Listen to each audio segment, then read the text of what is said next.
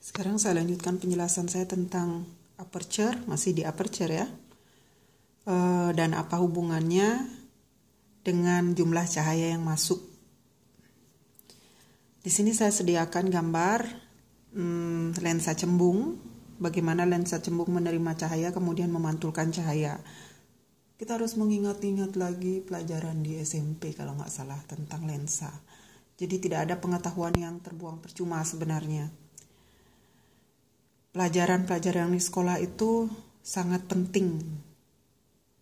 Ini salah satu pentingnya. Kita punya kamera, kemudian pengen tahu gimana sih kerja kamera. Buka-buka lagi pengetahuan waktu di SMP seperti sekarang. Ya, jadi yang saya bahas di sini adalah tentang lensa cembung di kamera, apalagi misalnya kamera yang sudah profesional itu nggak hanya kamera cembung saja, tapi cekung juga dipakai dan ada beberapa lensa di dalamnya. Tapi di sini saya cukup sederhanakan saja dengan menggunakan satu lensa. Prinsip kerjanya sama. Ya. Oke, seandainya yang saya mau proyeksi menggunakan lensa adalah sebuah poin. Di sini objek poin. Kemudian saya punya lensa cembung. Lensa ini ada dalam kamera yang saya gunakan. Kemudian lensa saya punya titik tengah atau kamera atau lens center of the lens.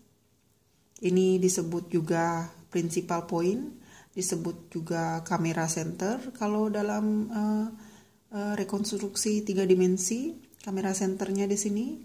Kemudian lens center juga. Nah, itu namanya sama, berbeda-beda tetapi tetap satu, yaitu poin ini.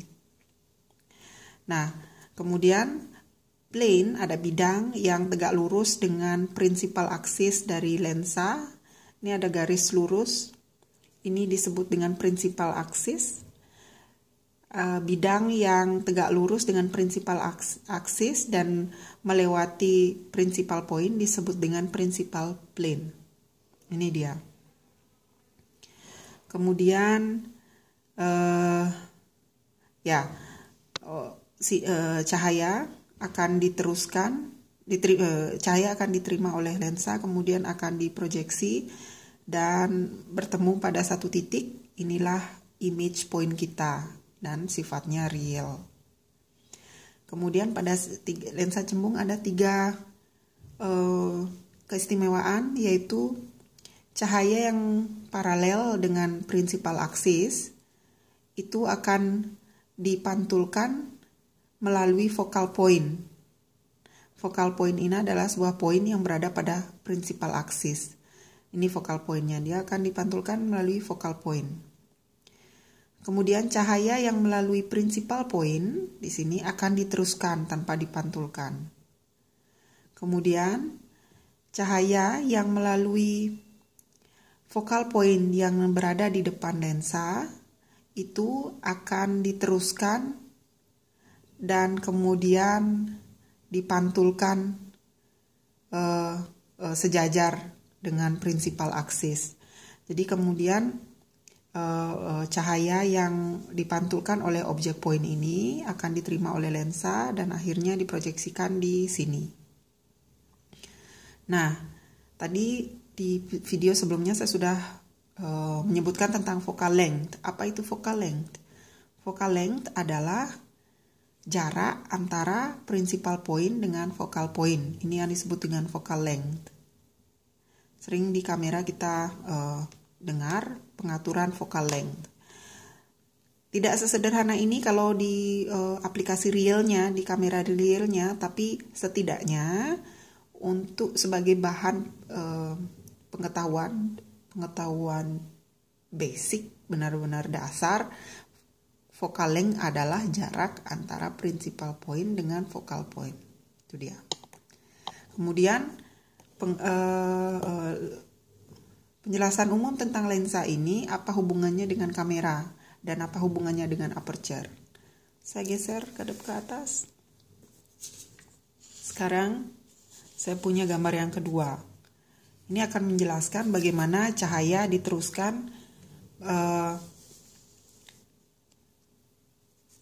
dengan saya menambahkan aperture di kamera. Jadi object point, saya hanya akan meneruskan cahaya pada satu object point. Prinsip yang sama bisa diimplementasikan untuk objek dengan banyak poin. Yang di sini untuk menyederhanakan penjelasan, saya hanya bahas satu poin saja. Ya, sama seperti sebelumnya, saya menggunakan lensa cembung di kamera saya. Kemudian cahaya yang dipantulkan oleh objek point saya akan diterima oleh lensa. Sebenarnya objek point tidak hanya akan memantulkan cahaya ke kamera saja, tapi dia akan banyak memantulkan cahaya dan tidak hanya satu direction, satu arah saja, tapi kemana-mana.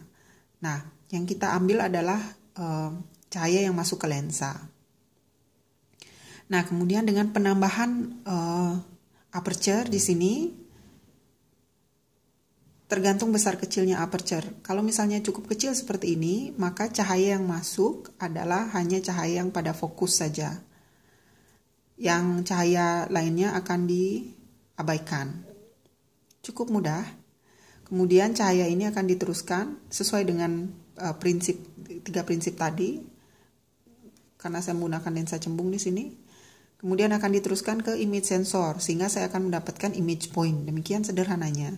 Principal axisnya tetap di sini di tengah ya, melalui principal point. Kemudian focal pointnya juga masih sama seperti tadi. Yang berbeda adalah jumlah cahaya yang masuk.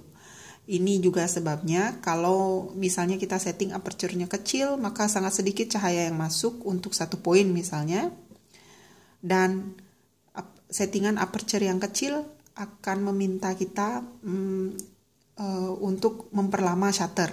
Jadi kalau shutter speednya itu diatur sangat cepat misalnya, bisa-bisa nanti image sensor kita kekurangan cahaya. Jadi hasil outputnya adalah image yang underexposed, gelap hasilnya. Untuk aperture yang kecil, bukaannya kecil, kita memerlukan cahaya yang masuk lebih banyak, yaitu lebih lama, sehingga nanti gambarnya terangnya baik gitu, balance. Itu dia hubungannya dengan aperture dan lensa.